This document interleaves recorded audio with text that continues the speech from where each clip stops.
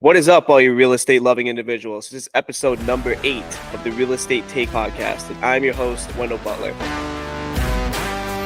This is your go-to podcast for tons of information regarding the current real estate market, where we get various real estate professionals' current take on different areas of real estate. For today's guest, we have Chris Lotz. Chris is a Michigan native, born and raised, and now a full-time real estate agent and investor. He previously worked in the medical device orthopedic space in the Washington, D.C. and Chicago areas. Chris is passionate about growing the PatLotz group's market share locally, reputation, and simultaneously retiring his mom. In the big picture, he'd love to be a full-time investor that sells residential real estate because that's what he loves to do. In his free time, he spends time with his family, nieces, and nephews. So let's welcome on Chris Lotz. Chris, how you doing today? Thanks, man. Happy to be on. We're doing well. Awesome. So I just want to hop right in to kind of get to know more about you and your background, break down who you are, what got you into real estate from like medical device sales and stuff like that, and just what's your backstory? Yeah. Again, Chris Lotz, born and raised Michigan. Joined my mother in business probably 3 years ago, actually going on 3 years in July. So I moved home March 1st, 2020. Crap hit the fan with the world. So it was an interesting transition home, but previously medical device sales. And we always talked about me coming home to work alongside my mother. It was more about the timing of when that was going to happen. Leading up to March 1st, 2020, she lost a buyer's agent and an admin. We started having those conversations. The next thing, I'm moving home. And honestly, blessing in disguise. I don't know what would have happened if I would have stayed in Chicago. I anticipate that I would have lost my job. And I had a condo at that point in time. I did have a tenant in there since I moved home, but I probably would have lost my job, lost a condo, and had to been forced to go home. Everything happens for a reason. Home now, but real estate 3 years. And I kind of wish I would have done it 10 years sooner. Yeah, I mean, that is nerve-wracking too, being in medical device when like the whole COVID thing hit, because they probably had a ton of guidelines of kind of procedures trying to like sell equipment certain ways. I'm sure hospitals and stuff were focusing mostly on COVID at that point. They didn't really get anything that you were trying to sell. I'm sure they had a ton of cuts like within that industry too. So that's almost like blessing in disguise, perfect timing that you said, let's move home. I think so too. And I got a bunch of buddies that are still in medical device sales that actually transition out of the business because of COVID, and some that are still doing it just because of their track record, like my boss's bosses and things like that. But there's been a lot of crazy change because of COVID. And I anticipated that a lot of healthcare systems were going to use COVID to create those change, and they were already trying to do it previously. So you're spot on, man. And two, I think a lot of medical device guys, it's sexy, it's a cool job, we're wearing scrubs, we're in the OR, but lifestyle's crazy. You know, I was meeting guys that were on their third marriage, no relationship with their kids, and I'm like, yeah, what's my exit strategy? And I'll say this, I'm working harder, we're working longer. Stress is kind of a little bit a comparable thing, or pressure of the work environment. But at the end of the day, I'm not calling to anybody. No one's calling me for quotas. And that's what I love, that freedom and that lifestyle that we've kind of gained a little bit more back. Yeah, like when I was in sales too for ADP and stuff, I had a ton of people that were just talking about, I want to get out of ADP, go to medical sales, blah, blah. But the thing about those type of sales is that you always look for your next target, your next client, your next deal. It's not like long-term, I would say, growth strategy for wealth. That's why real estate's beautiful, because you can really set up like a long-term kind of wealth strategy. And just like you said, like people start calling you start building a reputation, you start building, I'm sure you can do that in the medical sales too, but it's more you're getting quotas, you're trying to price quote everybody. Real estate, it's more like, are you good to work with? And can you find the property for the person? And that's how it's going to be. And you're going to negotiate for them and work with them. I always kind of say it like this too. And again, it's a phenomenal, no different than ADP. It's a great starting role that you can build a foundation with, and then take those skills to the next thing. And, you know, find where you're not settling, but find where you're going to settle down in a career and kind of build that reputation from it. So again, like the skills that I've retained over medical device, my years in med device, priceless. But I was begging for Fridays and I was scared of Mondays. And I don't think that's a sustainable lifestyle to live. Yeah. And now we just don't even know what day it is in real estate. You just kind of just let it. And I love let it ride. And I love that. Yep. Love that line too. Yeah. So I know you talked about in your bio, talked about kind of your drive and your vision for the long term, like retiring your mom and stuff. Can you go more into that and why that's part of your vision, and why real estate is the best vehicle that you found, if it is the best vehicle that you think to get to that point? Yeah. So I don't know if it's the best vehicle to retire my mother, but at the end of the day, it has provided us, she's got a great brand, she's got a great reputation, but maybe not necessarily the best foundation of a business. And that's been a lot of like the business development side of things that my wife and I have been doing for the PatLotz Real Estate Group, is making her more efficient, more effective, and make more money. I'm spending money in the right avenues of our business to actually have the most tangible return on investment to make us more profitable. And obviously with those those profits. We're getting the distributions, but it's being able to build these cash reserves to really ultimately, quote unquote, retire her. She's 61. I want her to have more of a life, 65 to 70. So we got to buckle down and focus for the next 5 years or so. But beyond that, I really want her. And she'll always be a part of the business for the most part, which I think is a fine thing, but not having to do, and I'll give you perspective. We did 80 some units last year, which is a lot. The average real estate agent does 7, 6, 5, something like that. We did 80 and we did just over $33 million.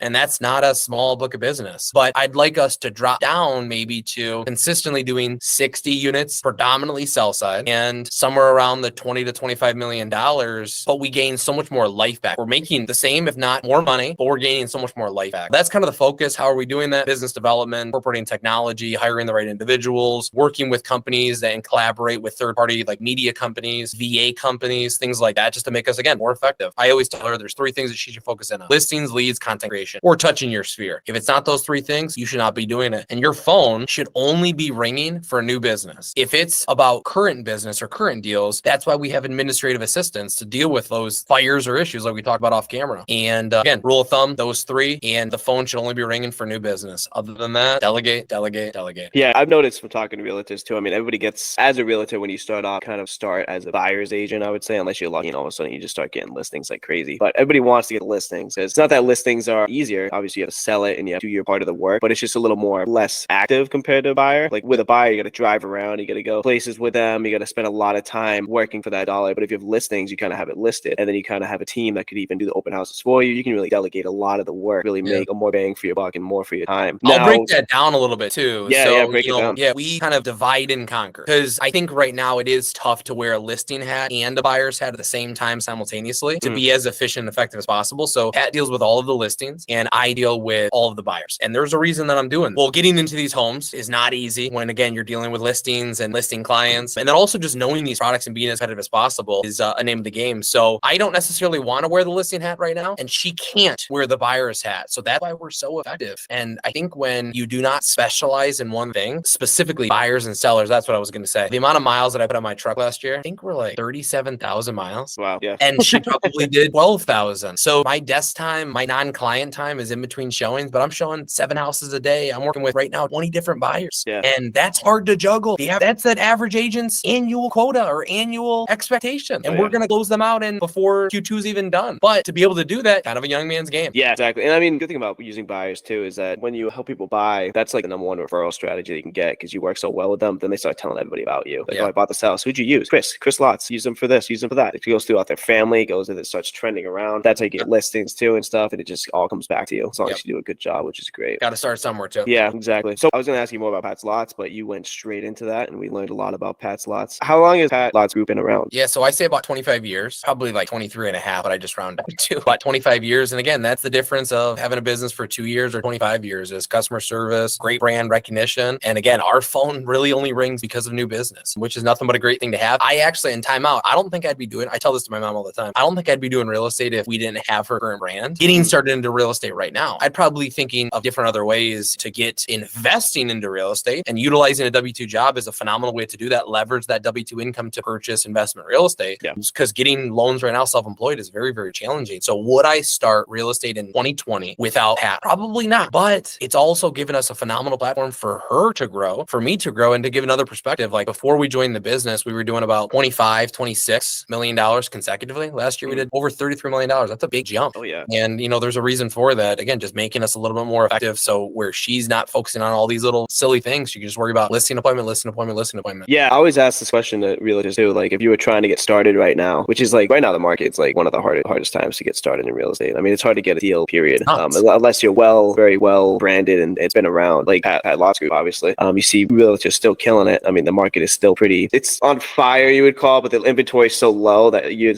there's less people to get houses for. For sure. It's a timing thing. Like again, if I started today, give me 3-5 years. If you give me 3-5 years, 1 buyer goes to 2 buyers go to 6 buyers go to a listing goes to 10. But it's all about like the snowball effect. Like that's the hardest part right now is a lot of the young realtors that I'm meeting right now are got 1 to 2 deals a year. So the only way that you can do it is leverage a spouse's income really to survive. Because even when you see like what some of these agents are making, you can't live off that stuff unless you have that dual income opportunity. So if I started today, 1, you gotta push through the bad that, you got to push through the 3 to 5 years. And then beyond that, then you're kind of got that residual business just flowing back into your business of everything that you've already put into it. But again, it takes a lot of time, takes a lot of phone calls, and takes a lot of effort, which is not to deter people from away. But what I do it, I say no. Who the hell knows though? Because we're in a great situation. We're having fun and it's working, and we're definitely utilizing the brand. Yeah, I mean, it's the same for loan officership too. It takes like about 3 years to get your business going. Like when I first started, I was like getting nothing. And it was like the top of the market too. I mean, I was getting like stuff here and there, people like refinancing, because like friends and family, obviously you can be like, hey, I can get you this like 2% rate. And everybody's like, oh my God, yeah, why not? Then I know you, let's do it. Yeah. But other than that, it's like, can't really find many people. Once I hit year 3, I'm coming up on year 3 now, I've been 2.5. Now I just have people contacting me. Realtors sending me referrals because they know that I specialize in like investment type properties and stuff like that. And it just starts coming. But you gotta grind for those first 2 years. You gotta be like, not gonna make much, but it's all about building the brand to get that snowball effect. Yeah. But awesome. So enough about talking about you're a realtor, even though that is your life. Let's get into a little bit about investment properties. So you do, like in the beginning, was it all about kind of getting into real estate investing and that's what made you become a realtor? And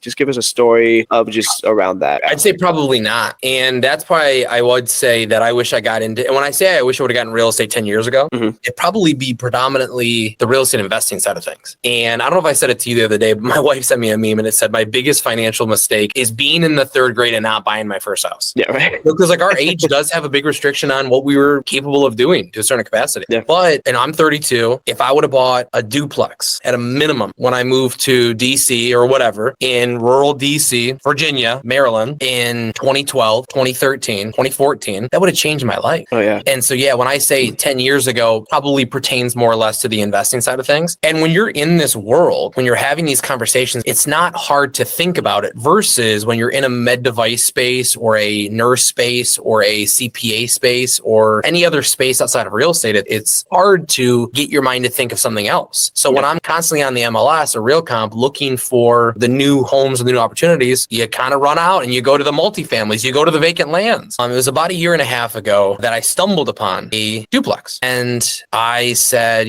cool, let's check it out. And I was a part of this group called Go Abundance, and they really did push me to take those first steps, because I think that the hardest part about investing is actually making the decision to go see a property, have a conversation with a real estate agent, get qualified or secure your financing for those said real estate investment opportunities, and then make offers. That shit's easy though. That's the easiest part. And if there's any advice I would give to a real estate, like a new real estate investor, is do those. Talk to an agent that's experienced in investment properties. And really the only question I would ask him is, do you own investment real estate? And so on and so forth with a lender. Hey, do you own investment real estate? If the answer is no, then unfortunately you probably got to go to the next person. Like I want to ask questions to the right lender and agent that are actually doing these things. I ended up borrowing cash from a private money lender. I'd recommend it 10 out of 10 times, and you're going to pay premium for it. But if it means you get the deal, the numbers make sense, and you're able to refi them out and potentially do a BRRRR strategy, and that's more or less what we did. We bought it with private money. We rehabbed it. We got it rented, and we refied and we got all of our cash out. And what did we do with that cash? We got $70K back out of that property. We paid off our private money lender. We refied it with traditional financing, probably like 5.25 at the time, maybe a little bit more. I have no idea. And we bought another duplex. And again, we just went through those basic motions of, I don't need to talk to an agent because I am an agent, but get the properties, get the inside scoop of the properties. And we can also leverage, my commission either to obtain my commission or cut my commission. So it makes us more marketable at a lower price, make offers and stick to my numbers. One piece of advice I would give to real estate investors is you would get caught up in the excitement of buying real estate. Oh my gosh, yes, I'll give you $20,000 more. Stick to your numbers and really drive home the numbers of rehab costs. Not that we've lost, but we've come close to very tight numbers on rehabs. And I was like, whew, can't do that again. So really drive home those numbers. And if you don't know what it means to or costs to replumb a house, do a whole new electrical panel, basement waterproofing, foundation solutions, re-roof, HVAC, AC, new windows, ask a contractor. Just get quotes. What does this cost? What does this cost? So then when you do go to these houses, you can be the best guess for what they are. So no, I did not plan to get started in real estate investing. I stumbled upon it. I got around the right people that were pushing me towards investing in real estate. I secured my money. Should never be the issue of real estate investing. I secured my money though, and I made offers and we closed on homes. And at this point in time, just call it 2 years later, we got 12 doors and counting. I'd love to have 100 doors in the next, I want to be realistic, 100 more doors in the next 4 more years, call it 5 years, 100 doors. I think that's a good, easy, obtainable goal. Yeah, absolutely. So there's a lot there to go into. I just want to try to break it down of what you went through. The first thing that caught my mind is that you said that you are part of Go Abundance. So that's like a mastermind group, correct? Are you familiar with it? Yeah, I have a couple friends and investors that are in it. I'm not particularly in that one, but I've been perspective on. And give me a second. 6 pillars. Yes, I'm in Go Abundance. I'm also in a few other groups. I broke it down to baby step. I want to be accurate with the 6 pillars because I always get them wrong. So the 6 pillars of Go Abundance are age-defying health, fitness, exercise. You're doing a lot of that stuff with your morning. Authentic relationships, actually having genuine conversations and connections. Horizontal income, which is aka passive income. A lot of those guys are doing either buying business or buying real estate. Extreme accountability. We're in these Go pods to talk about one sheets, goals, expectations, quarterly goals, and making sure that we're actually sticking to those things. Bucket list adventures. And then finally, genuine contribution. We're in a few groups. And if there's one group I don't think I'll ever leave, it's that. And a lot of the individuals, it's just about living bigger lives and finding a little bit more of purpose and why. Yeah, I mean, mastermind groups, especially, I've heard a lot of good things about Go Abundance. I have a few people in there. It really sets you up for success because it's really a self-development kind of group. Yeah. And could you go into a little bit of what you've learned from being part of it and why you would recommend masterminds? Because I always tell people about masterminds and they're like, you pay to be in a mastermind? Like, that's so weird. I'm like, yeah, but you're paying to better yourself with a group of people that are trying to all better themselves. And then combining all that attitude and positive atmosphere together, trying to get better, you just all of a sudden start reaching your goals outside of it just because you're building a foundation to improve yourself and be successful in other areas of your life. And people are like, what? Yeah.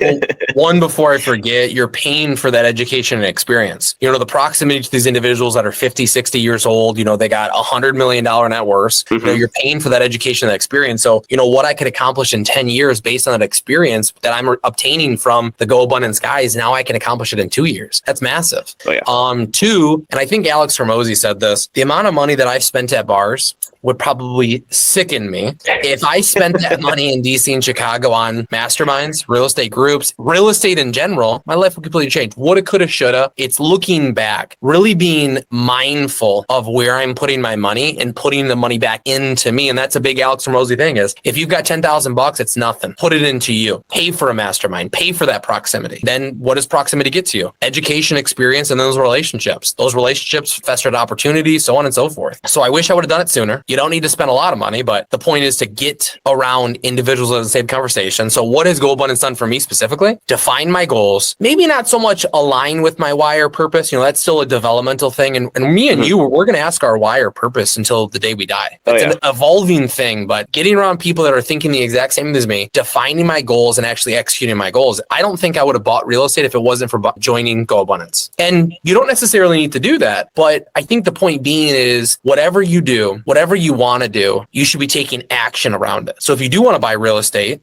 there are free resources out there, but consume that free content. And I think that Alex Hormozy again thing too is a pay to play. Because when you pay for these things, you're more likely to actually implement and take action. So you got some skin in the game. Yeah, that's true. I mean, everything you said there is just on point. I was trying to rebuttal anything, but you explained it so well. So, Yeah. But essentially, I mean, joining a mastermind is it's like going to school. I mean, people pay to go to school to get a degree. I mean, it's the same thing. It's joining a mastermind to be around people that are going to help you succeed. And like, it goes back to that quote of like, you're the average of the 5 people that you hang out the most with. If you're hanging out with people that go to like a bar every single day, don't really talk about success or the future, don't really talk about new opportunities and stuff like that, then you're not going to think about it because that's what you're being introduced to every single day. But if you forcefully introduce yourself to people that collectively are part of like a mastermind or Go Abundance or anything like that are all trying to strive to be better, you just being a part of that, just sitting in on those, even if you do nothing, if you just sit there and see other people talking about it, in the back of your mind's going to be like, maybe we should try to do a little better. And then it's just going to push you and push you. Spot on. You are what you consume to a certain extent as well. So, if I'm on TikTok, which don't get me wrong, like I'm on TikTok, I'm on YouTube Shorts, I'm on Instagram scrolling that crap, and you are what you consume. So to your point, when we have these weekly phone calls, monthly phone calls, it's what we consume. And then that's what's on top of mind. So, if the TikTok dance is on the top of my mind, that's what I'm thinking about. Versus if I'm seeing Alex Hormozy stuff, Grant Cardone stuff, Go Abundance stuff, and it's constantly put into your brain about the real estate investing, buying businesses, you are what you consume. So I would say 21 years old, you want to get started on the right path post undergrad, consume the right content, put your money back into you. The choice of education, regardless of action, but the choice of education and putting the right things into your brain for real estate investing to prepare yourself for the right opportunity. Because I think a lot of people also jump into an opportunity with real estate. They shoot themselves in the foot. I think we talked about this the other day. The best first deal is the deal that makes you want to buy the second deal, period. Where a lot of people jump into real estate uneducated, truly uneducated. They might think they know what they're doing. Next thing you know, they got a sewer main, a water main, they got a roof, they got mold, and they're 60K under, and they're like, I hate real estate. Yeah. I'm done. You got to make sure that the first property, if you're new too, the first one you get into isn't too over the top. You want it to challenge you a little bit, but it doesn't need to be like a grand slam. You don't want to like risk it all in the first one. You just want one that's going to get you going, learn from it, like just break even, honestly, get some free education. And that's going to make you want to get the next one. Because even if you're breaking even on the property, in 30 years, you're going to make a ton of money from it if you just hold it. Yeah. Like, your first deal was a condo, right? my first deal was just a little condo that I did a live and flip in, had a roommate and rented it out. Like probably the easiest, most conservative way you can do it. There's creative ways around it that I financed it to make it so it's more beneficial. But as long as you learn, talk to people, you can find like really easy ways and paths to get into real estate. You don't have to go and buy like a 10-unit property right off the bat. That's not real estate investing. Real estate investing is just literally buying anything that's real estate, no matter how you do it. Yeah. I was going to say my first deal was a duplex, but actually my first deal was a condo as well. Yeah. And that was my first experience of structuring deals, looking at numbers, understanding what to rent it at, lease management, what is in my lease, tenant screening, all of those things. It was a condo in downtown Chicago. And that really set the foundation for a lot of like the administrative roles of real estate investing. And again, you know, like people think that you got to buy a 12, 30 unit building. No, buy a condo. Me and Wendell both did it. And we made money. I sold mine and I actually made in 2 years, nothing. In 2 years, I made like $8,000, but I didn't lose money. I learned a hell of a lot and I got started very, very safe. That's the whole point of it. Yeah, exactly. So let's hop back into that first duplex that you bought. You mentioned the BRRRR strategy. Could you just break that down? Did you plan on doing that when you first went into it? Did you educate yourself on it, or did it just kind of happen? Did I plan the BRRRR? Yeah, it was kind of a planned BRRRR, but you know, it was the first BRRRR. So, and I had a great inclination of after repair value, but you know, appraisals are a variable. We all know it if you're in the business. So I had a good idea of after repair value. I had no idea what the rents were going to be. Well, I had a good idea of what the rents were going to be, but it went beyond my expectation of where the rents are now, which is nothing but a good thing. Yeah. So we bought it from an individual. Actually, he was a veteran. He had a VA loan on it. He bought it as a house hack and I bought it from him. He renovated one side. The other side was dated to the 1970s. It was a time capsule. And we ultimately like ended up just gutting the whole thing. So yes, plan BRRRR, private money. We had to fix a few things in with him and then we got it rented, like rents, not overnight, but because of the updates, it went from $800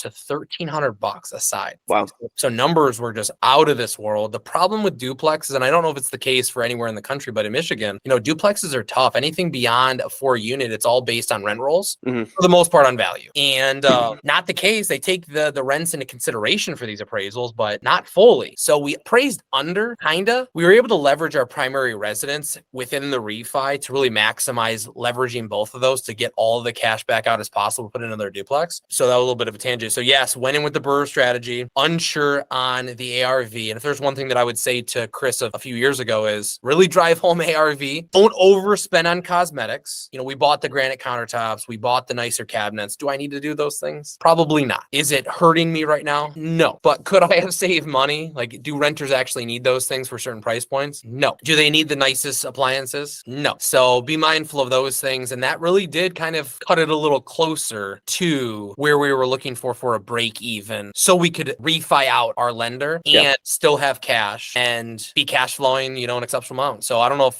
that answers the full question. Yeah. So just to break it down, so BRRRR stands for buy, rehab, renovate, rent, refi, repeat. There you go. So essentially you buy a property, you renovate it, which increases the ARV. ARV stands for after repair value. So you buy it for $200,000, you put in like $30,000, and then it ends up being $300,000 after because you updated it, made it better based on comparables in the area. And the one thing they're not talking about is like that big refi period is the first time you go through a refinance on an investment property, you're going to learn a lot, but really drive home that ARV. And you got to make sure that you have safe numbers, you know, 75% AR after repair value minus rehab costs. Really stick true to kind of like those numbers, because, you know, if you're tight on your refis, the one BRRRR you do and you can't refi out, what do you do at that point in time? Not refinance? The safest, I'm super conservative, and I don't know if you're the same way, Chris, but the way that I do it is when I look at a BRRRR, I do it based on if I can't even refi out, is it still going to work? Yep. Sure, I'll have money tied up in there that I would like to get out, but it's still going to work, like with that money in there, the interest rates that I currently have. I mean, as long as it's working there, then that's fine. That's just kind of like my fallback scenario. And that's what a lot of people should do. You shouldn't hop into like doing a BRRRR with like a 15% interest rate and have it not work as you're going along. And you're like, oh, we can't wait to refi. And then all of a sudden then you go to refi and it's not even close to what you want. And you're like, oh shit.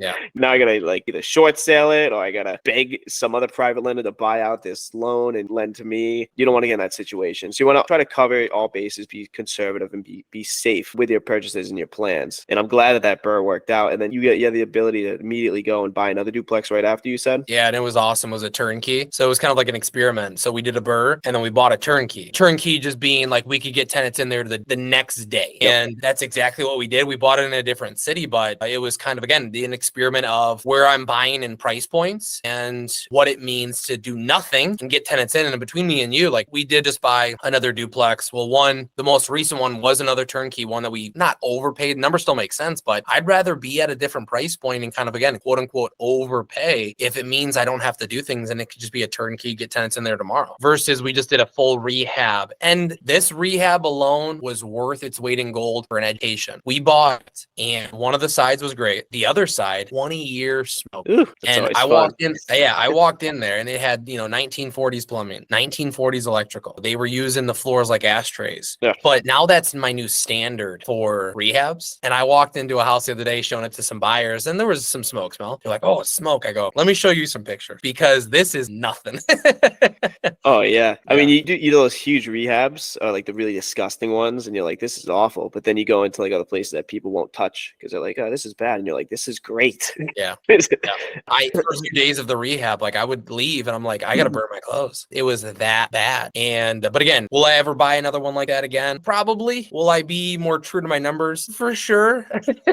Yeah. But it was a good learning experience. And again, now we've dealt with a lot of big things, but a lot of big ticket things that I'm now more prepared going to the next opportunities that not a lot of other investors are, especially with duplexes and quads. Small multifamilies, it's like mom and pop investors or people like me. We're not competing against these big corporations and companies, multi-million dollar companies. They're not buying duplexes and quads. So I'm competing against people that are very similar experience. And if they're not prepared, then they're screwed. I'm screwed. But so really drive home that education and knowledge and numbers. And obviously experience grows with that, but also pay for the proximity and ask the right questions to the right individuals that started where you need to start today. Yeah, exactly. So speaking of multifamily too, do you predominantly only look for like 2 to 4 units currently? And why that over single family? Because a lot of people do want to get into investing into single family. What's the difference? What would you say is the pros and cons of each? Yeah. So right now, our current buy box, well, I say our current buy box, but everything that we've bought is a side-by-side duplex. So side-by-side, 2-story. When you walk in, it's living room, dining room, kitchen, basements, both separate, all separate utilities, all separate basements. And then upstairs, there's 2 bedrooms and 1 bath. That's what we buy currently. So why am I buying those? It's what I know. It's in markets I know. So we're creating the new expectations for market rents, nothing but a good thing. And then will I buy or would I be open to buying a triplex or a quad? 100%. But the things that have come up in the markets that I'm looking at have been what's in our current buy box. So why am I buying a duplex versus a single family home? Roughly, they're like the same damn price. And that goes back to like the appraised value stuff. Unfortunately, for like the 2 to 4s, it's imposed like fair market value for how these appraisals are looking at even single family homes. So for what I can buy, $200,000 duplex versus a $200,000 3-bed 1-bath, and I'm able to cash flow or rent both sides for $1,300, aggregate of $2,600. I can't rent that same single family home for $200,000 for $2,600. I could probably barely rent it for $2,000. And I'm running really off of the 1% rule as a good metric. 1% rule is I want to rent it for what I buy it for. If I buy it for $100,000, I want to rent it for $1,000 a month. If I buy it for $200,000, I want to rent it for $2,000 a month. That's not just the buy box, but it's a good safe metric. Instantly know on a deal that you might cash flow. And again, we're buying in these areas, so I already know what I could rent it for. So I can kind of quickly analyze these deals to make sure that it is a good deal. So don't know if that answers the question. I'm buying duplexes purely because of market rents in the areas that I'm buying compared to a single family home. It's just night and day. It's going to be a better opportunity for me. Yeah, that all makes perfect sense. And plus multifamilies, you have 2 tenants in there. So like if one is vacant for that moment, you still have the other one kind of paying. I heard something recently that the #1 restrictor of cash flow is vacancies. So to your point, you have the more and more units, the less less liability you have on vacancies or the less impact you have on vacancies. And really, we'll have a tenant paying the rent or mortgage, and then one side is being rehabbed. And then at that point in time, once we're back up and running, we're just cash flowing times two, but it's at least covering, it's always covering our costs for the most part. Exactly. It's at least covering something. It's giving a little buffer. Even if it's not the full thing, you have some help coming in. If it's a single family that you're rehabbing, you're covering that whole thing. Or if someone, you can't fill it, it's vacant, you're covering that whole mortgage, you're covering everything, which is why multifamily is very nice. People do like single family though. And single family used to be, I think it used to be a lot more popular. I mean, it's still super popular to be honest, but it's not as talked about as multifamily real estate investing. A lot of people think about multifamilies, and then for single families now, they're thinking about like Airbnbs and things like that rather than long term. I think it comes back to that 1% rule you're talking about as well. It's in this current market, in a lot of areas, it's hard to hit that 1% rule, let alone notorious 2% rule that people would talk about like a few years ago. I can't even tell you where I would find 2% unless you're, I mean, there's probably areas in like Ohio or like the Midwest as well, like little suburb cities and stuff. Even Detroit. I mean, you could buy a $70,000. I got a bunch of buddies that I just watch them on social media, but I got a few buddies that are buying in Detroit still. Yeah. I'll send you some pictures, man. It looks like a war zone. They're missing roofs. They're missing walls. And these guys walk in there. So my stomach for rehabs is here. Their stomach for rehabs is right there. And I even text him. I go, "What are you thinking?" He goes, "Dude," because I love those properties because one, I got the resources, so I'm not paying contractor prices. I'm creating these market rents and opportunities. So he goes, the more holes in the walls, the more less roofs they have, the even better. Yeah. Like these guys are buying for like $30,000, putting $80K into them. Then ARV is like $225, and that's where I haven't dipped my toe into it just yet. One, I don't necessarily have all the resources like they do. They're actual contractors. They are agents, but they're more builder contractors, and then utilize their agent ID every once in a while when they need it, sell it, rent it, so on and so forth. But Detroit, again, that's like the last frontier of even Cleveland's expensive nowadays. Cleveland, Ohio, but Detroit nowadays you can still buy big buildings, like 24-unit buildings for $300,000. They're shitholes. They're crazy, but give it a few years, and I'm excited to see what happens in Detroit here in the next 10 to 15 years for what these guys are doing. They're changing that city. Yeah, that's the thing. If you're in the real estate for the long term, you could buy in these areas that are currently developing. But if you can just hold on and you have your numbers correctly, that you can possibly deal with a lot of like vacancies, people not paying, repairs and maintenance, making these properties better. If you can hold on and deal with a lot of that stress, it could make you a fortune in the long run. Yeah. But then again, like always have a set buy box that you buy in, like Chris explained before. If you want to deal with just A class or B class places, just stick with that. The difference between A class and B class, and you get down to like D's and like the C minuses and stuff, and even some C's, there's a huge difference. It's a different game because you're dealing with different tenants, different people, different areas, different crime places. But Wendell, to your point, Wendell, it's like just because it's cheap real estate does not mean it's going to be great real estate. If you're spending, unfortunately, if you have to spend the $300,000, if it means it's a better demographic, better property, better long-term property, and a turnkey property, I'm cool with that. But we've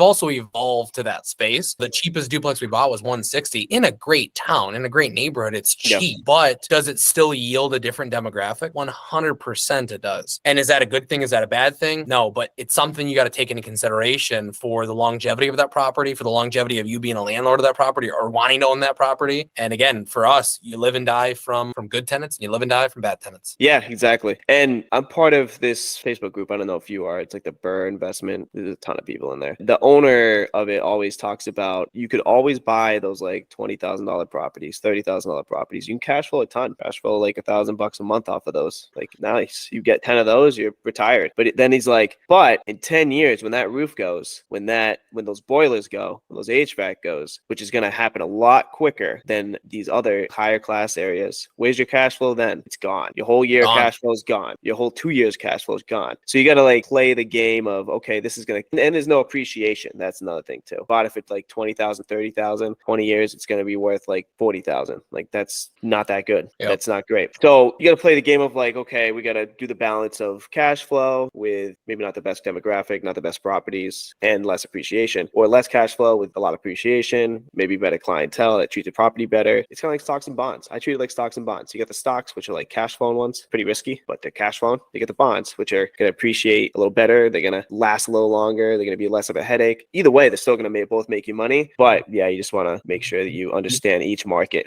Diversification. Yeah. Get some bonds and get some stocks. Get some A's, get some B's, because there are pros and cons to either. It's just about trial and error to figure out what that buy box is and what that buy box looks like, and also your tolerance. I mean, mean, that stocks and bonds going on to risk tolerance. But what would I do? I'd probably buy some stocks and I'd probably buy some bonds, and I'd diversify and protect myself as much as possible, which, I mean, back to your original point early on in the episode, is we're pretty safe and we're pretty conservative, but we've also know what we're looking for and we understand what we want to buy. Exactly. You got to learn and educate yourself a lot. Talk to people before you jump into areas too. Yeah. Don't just jump right in, because then you'll learn either the hard way. You'll definitely learn the hard way. You'll learn. You're going to learn today. You're going to learn. You'll learn that day. Yeah. So speaking of learning, so before you got into real estate investing, was there somebody like a mentor or somebody that you knew that was originally investing in it that you got guidance from? I mean, if not, what is something that you wish you were told before to help you prepare for like investing? Yeah. Like challenges that you were presented that you wish that you knew before, just to be able to overcome them? To start it off, mentorship, yes. One of our partners is probably more or less a mentor, but I wish I would have leveraged that mentorship and that experience sooner, because he's very, very wise. And I think that a lot of people are excited to give education to younger generations. And I think a lot of younger generations are nervous or hesitant to ask for mentorship. So one thing that I wish I would have done sooner is at 25, I wish I would have said, hey, I want to do this. How did you do this? And a lot of individuals say, hey, lead with value and then, get value in return. But, just asking somebody straight up, hey, I need a mentor in my life and I need a mentor in my life for such and such reasons. I think that a lot of people, well, you might get some no's. Hey, I don't got time, or hey, I can't do that. But I think you're going to get the right person that says, you know what? Yes, there is an established relationship. I can't just call up Wendell tomorrow and say, hey, Wendell, mentor me. There's got to be a little bit of rapport and relationship there. But I wish I would have identified the people in my life sooner, immediately, that are doing the things that I'm doing today, 5-10 years ago, and started to ask those questions and evolve to this space. We're here now, so woulda, coulda, shoulda is irrelevant. But there's people in your life, whoever's listening to this, identify them in your life, build that relationship, ask for mentorship, period. And then if you can't identify somebody in your life, masterminds, proximity will be the next step. I would look for that. I forget the second part what was the second part of the question? The second one was basically, what are some what are some challenges that you overcame that you wish you had a mentor that kind of guide you through, that that if you had a mentor, it would have made it easier? So financing, I think a lot of people convince themselves out of real estate investing with financing, which again, the money's always going to be there. I think Pace Morby said this, the money should never be a reason that you don't invest in real estate. There is money out there. There are opportunities. What does that money cost is a different question, but there's opportunities out there to obtain this financing. So asking the right people or identifying that right person that could be a private money lender in your life to get started. Do you need them forever? Probably not. But and how did I do this? I borrowed that cash from him, and we'll just take a big step back. So he was my private money lender. He's now our partner. And I said, hey, I just need to borrow $200,000. We'll just round it, $200,000. I'm buying a duplex. I'll pay you, at that point in time, it was 9% interest. And my plan is we'll do a 25-year amortization, 5-year balloon, but I have all the intentions of the world to pay you back in 1 year. I do not want to keep paying this bill. We bought it, we rehabbed it, we rented it, we refied it. I think we paid him back within about 8 months, 9 months, something like that. And then I went back to him after we refied it out. I went back to him and I said, hey, I want to buy another one. He goes, whoa, time out. Let's talk about these numbers, Chris. I ran him through my numbers. I showed him the next property. I ran him through those numbers and he goes, this is what I want to do. I want to partner with you. And I want to give you the $500,000 that you just keep buying and you just keep refining. You keep buying, you keep refining, you keep buying, you keep refining. But the catch is again, I want to be a partner. So I'm getting 50% of the appreciation, equity, cash flow, and all the tax benefits. It's obviously a win-win for him. And it's a win-win for me because I'm able to buy this real estate really on an open line of credit. So don't think that you're going to call up Bob tomorrow and say, hey, can I borrow $500,000? Prove your track record. Be very, very safe, calculated, show your numbers, and you got to present it to these people. Ultimately, who is that private money lender? Probably just a rich old grandpa got $1 million in the bank and they want to make a few extra bucks and it's sitting there depreciating because of inflation. And if you prove track record and say, hey, I can do this and I'm buying safe things and calculated things, the right individual with the right resources are going to want to partner with you. And I never allowed it to be a reason that we did not buy our first property. Well, yeah, people get stuck in the mind frame that I don't want to go ask people for money. I don't want to ask them. I don't want to sound salesy that I'm trying to take their money. It's you're not going to get out of that mindset. You're not asking them for money. You're presenting an opportunity to make money and for you to make them money. And if you have a track record that proves it along with that, and you can say, this is what I've done before, I'm trying to buy this property. I mean, I just want to see if you're interested in possibly partnering with me. I guarantee. I was going to say, just sorry to cut you off, but it makes me think of Grant Cardone, sell or be sold. You're going to be selling yourself for the end of time. So sell or be sold. And I understand asking for money or asking for mentorships or asking for resources is maybe less than ideal in some situations, but sell or be sold. And from Grant Cardone's mentality, he's going to sell to the day the man dies. Yeah. I mean, the worst thing that can happen is they just say no. And then you just go on chugging and you do a deal. And I guarantee you, once they see a deal and you post about it, always post about your deals too. Post about like how you're being successful. Because if they're watching you and they said no before and they see you being successful, they'll probably come back and they'll say, hey, I actually want to do this. I see you're doing well.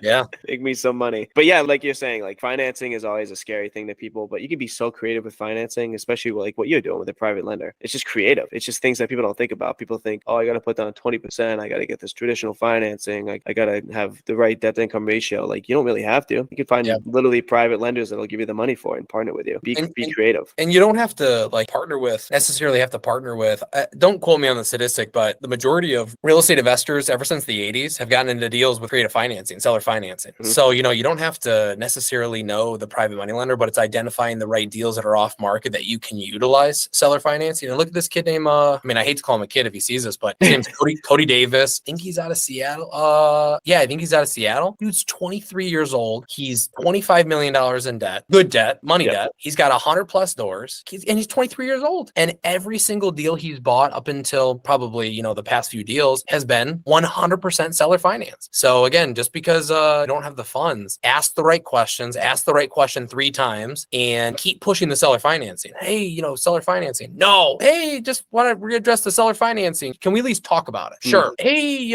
third time. Hey, seller financing, what does this look like for you? And really getting them to understand and educate them a little more about what it means for them. We can get you your price point. You can be done with the property. You are going to cash flow. I'm just taking it at a different price point. I'm going to do my BRRRR strategy. I'm going to get this real estate because for me, the point is just to buy the real estate, the right real estate, but buy the real estate nonetheless. So yeah, look at Cody Davis, young kid, killing it, seller finance, never use it as an obstacle to not have the money. Yeah, seller financing is a beautiful thing. People don't understand how to present that. I think that's the number one reason why it gets a lot of no's. And plus, sellers don't really know about it because if I'm a seller and I own a property outright, I just want that, and I'm older, I just want that money and I just want to retire. That's what they're thinking. They're like, oh, I can't wait to cash out and just go to Florida or Hawaii and just lay there and do nothing. But if you present them with, say they want like $500,000 for their property and you're like, how about I give you like $525, but seller finance 0% down and I'll pay you everything that $525 in a year. And then, or not Cody, but Pace Morby would say you can give them price, but you have to take terms. So terms being maybe we're getting a way favorable interest rate, 4%, 5%. But if they get their 550, they're happy and they're okay with, getting the 4% or giving away that 4%. And then even too, amortizing it. I see guys doing these seller finance deals, 50-year amorized at 2%, but they overpaid $100,000. And they're like, dude, it's a no-brainer. We're never selling this thing. No freaking brainer. So terms. Yeah. And then you just got to show the seller that it's just not a risk to them at all. If I right now own 50 properties outright, right? I would be begging people to sell a finance. I'd say, I'll sell a finance. You come on. Just give me like 10% down. I want like 6% interest, whatever makes you happy over 30 years. And I would put like a balloon on it to like refinance in like 5 years, just to like keep them like on their toes. But there's no risk to me because I'm going to get that 6% every single month. They're going to be working on the property. They're handling all the repairs, maintenance. They're handling the tenants. It's totally passive income. And worst case scenario, they don't pay me. What happens? I foreclose on them and I get my property back and I keep their down payment and I keep the property and I just get the property back. I can do whatever I want. So it's free money. Dude, I would be seller financing everything. That's like if you want to be totally passive in real estate, hold notes. It's rich dad, poor dad. You're going from business owner or maybe self-employed business owner to investor. So if you had a portfolio all paid off of 50 investment properties and you seller finance everything, you have now just completely transitioned to an investor and you're killing it. I was going to say it, but you circle back on it. I asked somebody else to be a private money lender and we walked through a lot of the options, the terms, things like that. And they said, well, what's worst case scenario? Well, worst case scenario is you own the real estate now. That doesn't sound like a bad worst case scenario. No, it's not. And another thing people don't think about too, which I read about this, and I actually bought a book about it because it's so interesting. But I never thought about it until I got into the mortgage world, is if I sell a finance to you, Chris, and people don't know this will blow people's mind, I think. But if it doesn't, then I'm just weird and it blows my mind. But if I sell a finance to you, I got a $500,000 property. I'm like, give me like 10%, $50,000. I'll give you the property. I just want 6% for 30 years in a 5-year balloon, whatever. And you're like, great, that's good. People are like, but what if I want my money back before the 5-year balloon? I'm just stuck and I can't like force you to pay that. I'm like, yes, but you can also sell the note because people buy notes. So you take that note, which has $450,000 left on it, and you just put it on the secondary market for notes. And you say, hey, I got this note here, $450,000, 6%. Who's interested in buying it? It has a 5-year balloon. You can refinance there. You can up the interest. You can do whatever you want after that. But there's a lot of people out there that just want those conservative, like long-term notes to just hold the property. Plus, they have a chance to foreclose on the property now, so it's even better for them. They'll pay for that note. They'll be like, all right, we'll give you like 400. Who knows? They might even overpay for it. We'll give you 460 for it because they're going to make so much interest long-term anyway. If they're going to hold it long-term, they're going to make a lot of money. So you might make money off of your note. So as a seller finance, you could, one, be very less risky when you're holding it because you can always foreclose on the property. If they miss a payment, you're getting passive income. You can create the terms that you want. Plus, you can always sell the note and cash out whenever you want. It's beautiful. And people don't understand the secondary market of that. And that's what mortgages do. Every time if people are watching and they're like, they get that freaking servicer change in the mail, they're like, God, I got to switch my payment plan now, like to this new servicer. Yeah, it's because your note just got sold because people making money off of your note. They're selling your note, sell. And they're just making quick cash off of your notes to lend out again. And that's why it's happening. I had somebody recently, and I don't know if this bank predominantly, so our preferred lender will always sell notes. That's how they make their money on the secondary market. Yeah. I don't know if the bank that he made the purchase through does this, but he had a disclosure in there stating that if they sell it on the secondary market, they will release all of your information to that lender. And he goes, I don't want that. I go, well, I don't think that's something that you can say you do or do not want.